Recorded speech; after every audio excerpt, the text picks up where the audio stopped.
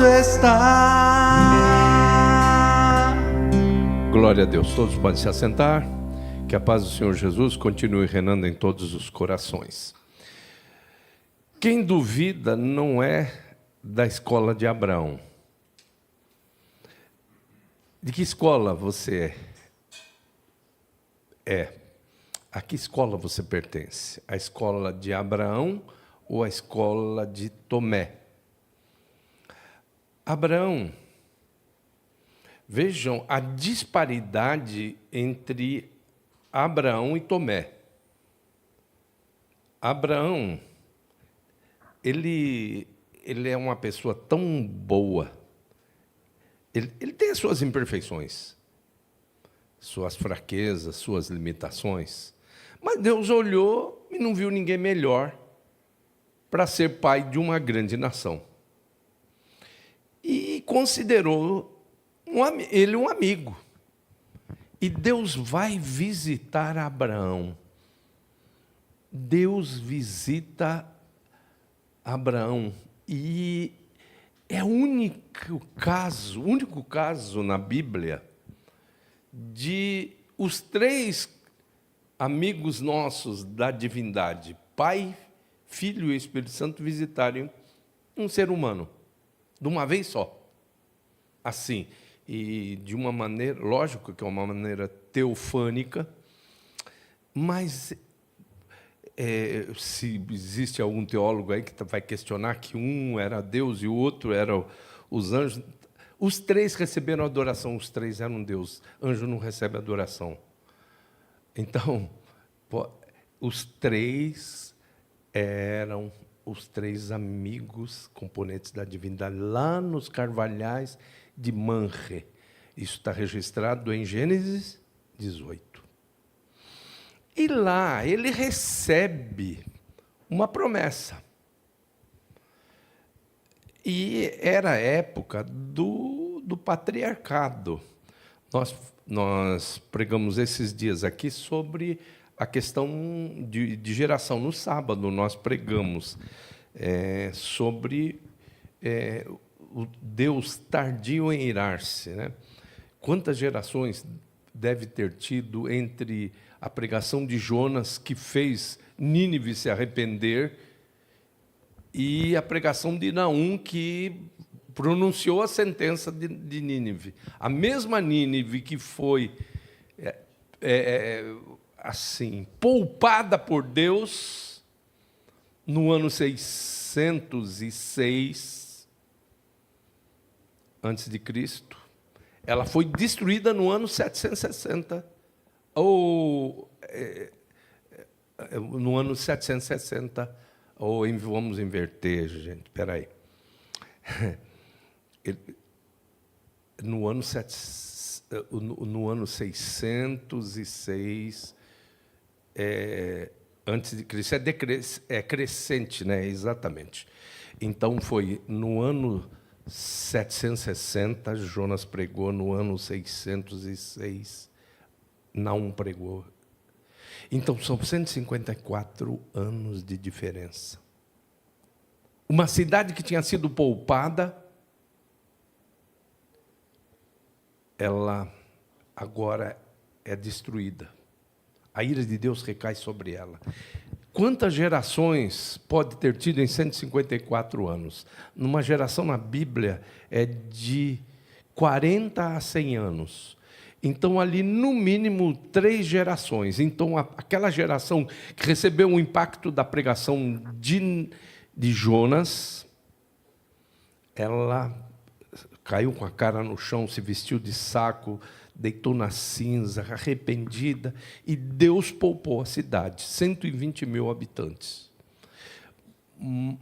Mas aquela geração passou essa chama do arrependimento para uma outra geração. Essa geração já recebeu um pouco menos contundente o impacto da mensagem. Já diminuiu um pouco. E aí aquela transmitiu para uma outra, e aí essa outra voltou a praticar tudo aquilo que era praticado anteriormente. E assim Nínive foi destruída. Agora, vejam bem, Deus chega para uma pessoa e fala assim, ó, você precisa ser pai, eu quero você como pai de muitas nações. Uma grande família começa a partir de você. Está brincando. Eu já estou na andropausa, minha mulher está na menopausa, e daqui não sai nada. Desse mato, como diz popularmente, desse mato não sai coelho. Aí, o Senhor, nesse momento, nessa visita dos três, lá no nos Carvalhais de Manre, e sai a promessa. E aí Paulo, aqui em Romanos, ele diz, olha, ele não duvidou. Olha só, e sem enfraquecer na fé, embora levasse em conta o seu próprio corpo amortecido, sendo já de 100 anos, a idade avançada de Sara, não duvidou. Olha, é interessante, uma coisa espetacular teologicamente. Não duvidou por incredulidade da promessa de Deus. Interessante que, se existe essa colocação paulina aqui, não duvidou por incredulidade, porque existem dúvidas por outro motivo. Não duvidou da promessa de Deus, mas pela fé se fortaleceu dando glórias a Deus, estando plenamente convicto que Ele era poderoso para cumprir o que prometera, pelo que isso também lhe foi imputado para a justiça. Que coisa espetacular entender que Deus chama as coisas que não são como se já fossem. Se Deus lhe prometeu, e foi Deus mesmo que prometeu, pode descansar. Pode descansar. Lógico que o tempo de Deus não é o seu tempo. Nosso tempo é Cronos, o tempo dele é Kairós. Mas que a promessa vai ser cumprida, vai. Olha, veja, pelo que eu entendo, parece-me que foram 13 anos depois dessa promessa para Abraão pegar no seu colo Isaque. E aí tem uma interessante, Abraão faz escola, e a escola de Abraão é crer para ver. Viu, Marlon? Escola de Abraão é crer para ver. Mas, antes de tudo, naquele tempo, Tomé já tinha uma adepta dentro da casa de Abraão, que era Sara. A escola de Tomé é ver para crer.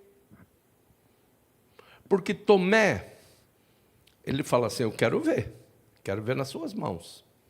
Não basta tu dizeres que és o Messias, o que tu és o Cristo. Mostra aí, eu quero ver os buracos aí na mão, quero ver a cicatriz.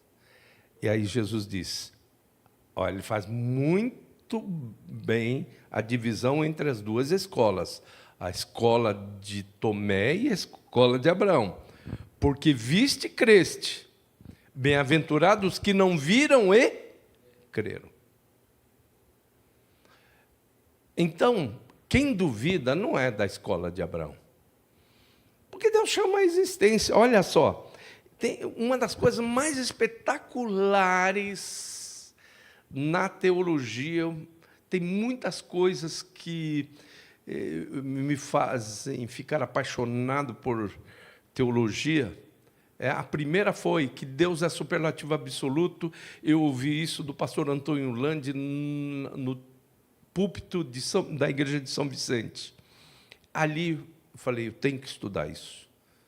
mesmo sendo um profundo conhecedor da Bíblia, filho de um homem que aprendeu a ler na Bíblia, ganhava teste, mais teste. Mas eu queria compreender teologicamente, quando ele falou, Deus é superlativo absoluto, pronto, para mim, falou, ó, tudo que se falar a respeito de Deus é redundância, porque Deus é tudo. Mas a outra afirmação que me deixa apaixonado por teologia é essa: Deus chama as coisas que não são como se já fossem. E aí Jesus diz assim, olha, na casa de meu pai há muitas moradas, mas se elas não existissem, eu chamaria a existência. É isso que está escrito lá no grego, viu? Se fosse assim, eu teria dito, vou preparar-vos lugar. E quando eu for e vos preparar lugar, eu voltarei outra vez e vos levarei para mim mesmo, para que onde eu estiver, estejais vós também. No grego é assim, na casa do meu pai há muitas moradas, mas se elas não existissem, eu chamaria a existência. Sabe por quê? Porque só Deus, e esse fracassado aí, príncipe desse mundo, ele não consegue fazer, porque nada, ele é um fracassado, ele não consegue a execução do verbo bará, que é chamar a existência. O primeiro verbo da Bíblia, no princípio criou Deus, e o criar lá é bará, não é azá. Azá é criar a partir de algo, mas criar ali é a partir do nada, não existia nada. Bereshit bara Elohim. Então Deus chamou a existência aquilo que não existia. Agora, estou falando tudo isso para quê? Para exibição de teologia aqui? Não. Eu estou falando para você crer nesse Deus. Se Deus chama as coisas que não são, ele faz acontecer, ele aparece, faz aparecer mesmo. Deus chama as coisas que não são como se já fossem. Deus chama a existência as coisas que não existem. Está aqui na palavra. E essa é a fé do pessoal aí, dos filhos de Abraão, dos alunos de Abraão. E é essa fé que sustenta as pessoas. Essa fé. E tem um negócio aqui que Paulo fala que é espetacular. Ele creu contra a esperança. Por quê? Porque a esperança que a gente tem por aqui é uma esperança baseada em coisas que a gente já viu, as coisas que estão no nosso registro mental. Falei, mas como é que é? Eu nunca vi um negócio desse acontecer. Um velho produzir espermatozoide. Eu nunca vi a mulher que não ovula mais voltar a ovular. Eu nunca vi esse negócio. E ele fala... E aí, é que a gente tem que parar e descansar nesse Senhor. Descansa no Senhor. Um Deus que chama as coisas que não são como se já fossem. Ele chama a existência, simplesmente. Jesus diz assim, falou, ó, na casa de meu pai tem morada, mas se elas ainda não existissem, eu chamaria elas de existência. Simplesmente, simples assim. Agora, a gente fica... Agora, você pode ficar desconfiado quando não é Deus que promete. Mas se é Deus que prometeu para você, descansa. No tempo de Deus, 13 anos demorou para esse casal, para a gente, eu me lembro da minha irmã, 23 anos esperando a obra de Deus na vida do esposo, do meu cunhado. E a obra foi tão forte que ele não se tornou um simples membro, ele foi diácono, depois foi pastor. Um camarada que estava lá, preocupando toda a família. Então, acredite, creia em Deus, creia nesse Deus, não duvide. Se foi Deus que falou, vai acontecer. Pode começar até a agradecer. Agradeça. Agradeça. Se foi Deus que prometeu para você, agradeça. Seja da escola de Abraão. Amém? Vamos cantar? Vamos ficar em pé? Vamos cantar?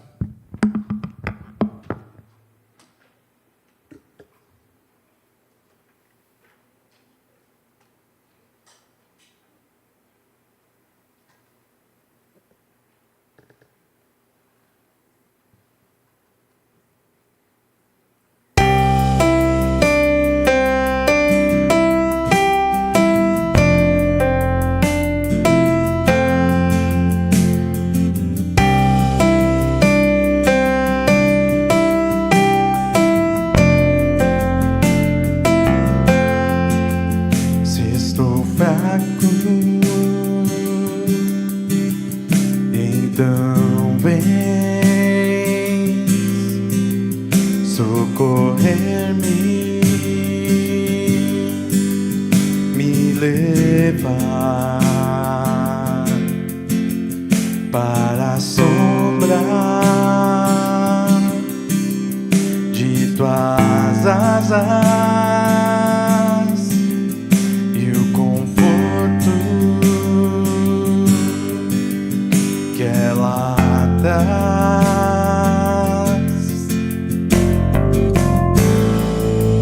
Posso então me aquietar e saber tu és Deus,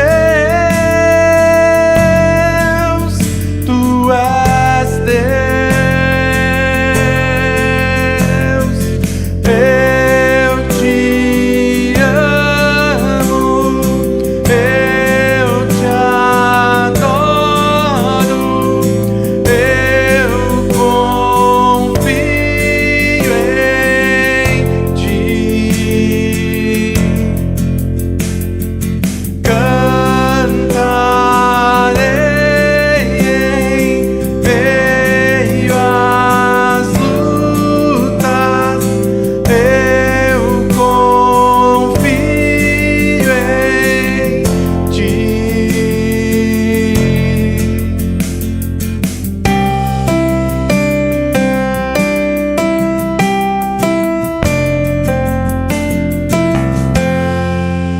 Se estou fraco, então vens socorrer-me,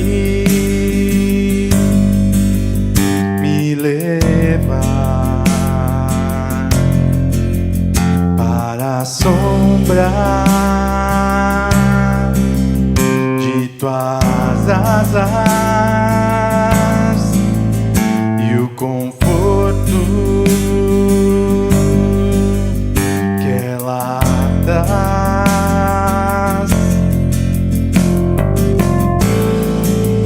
Posso então me aquietar e saber tu és Deus, tu és Deus. Eu te amo, eu te adoro, eu confio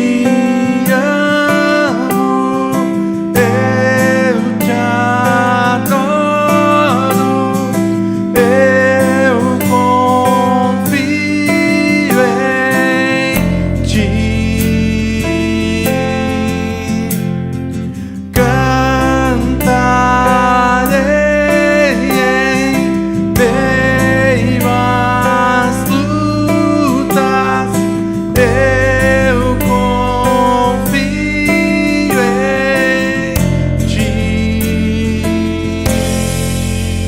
Glória a Deus. Quando eu canto esse hino, sempre me vem à memória, passa um filme na minha mente.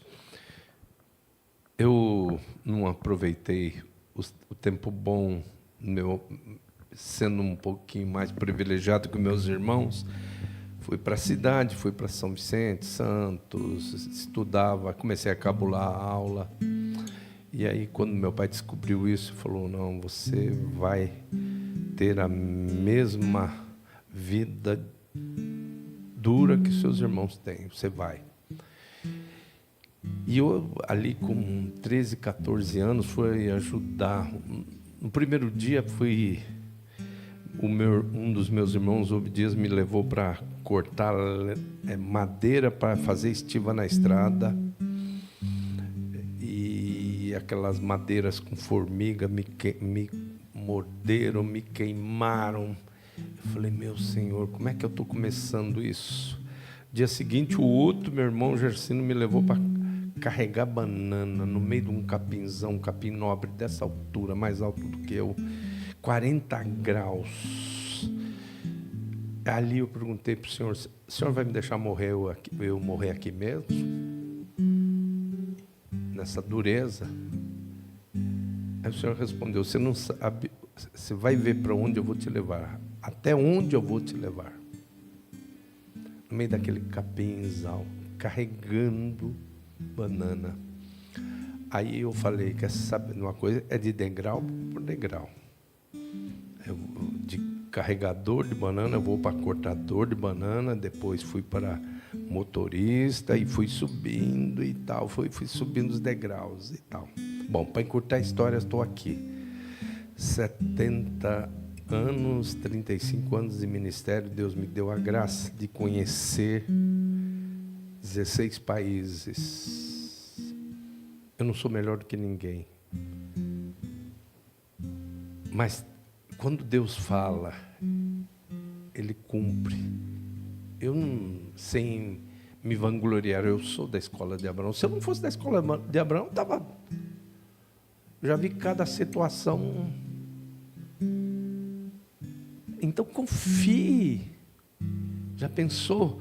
Você ter muitas coisas e depois perder tudo, perder a saúde, estar mal, fedendo, porque era fogo selvagem, que estava é uma doença que toma a pele todinha, uma morte de células, aquelas células mortas têm um cheiro forte. Eu fui orar por um amigo meu e graças a Deus ele saiu curado lá no Hospital das Clínicas, e quando eu entrei lá, Deus falou assim, você queria saber qual a doença que pegou da planta do pé até a alta da cabeça de Jó? É essa, o pênfico, que é o fogo selvagem. E ele lá naquela situação terrível, e a mulher ainda atazanando a vida dele, e ele disse, eu sei que o meu Redentor vive, e que por fim se levantará sobre a terra. Eu tenho certeza que Deus está falando com muitas pessoas. Levante sua cabeça. Se foi Deus quem prometeu, meu querido, minha querida, pode descansar, pode agradecer. Vamos orar. Nunca se esqueça de que não são obstáculos da nossa dimensão que vão impedir Deus fazer o que Ele prometeu. Não serão. A imperfeição, a limitação humana não são empecilhos para a manifestação da glória de Deus, de maneira alguma. Ele vai fazer apesar dos homens. Homens imperfeitos, invejosos, muitas vezes, mas Ele prometeu, Ele vai, não adianta, não tem. Operando eu, quem impedirá? Fortaleça-se nessa palavra.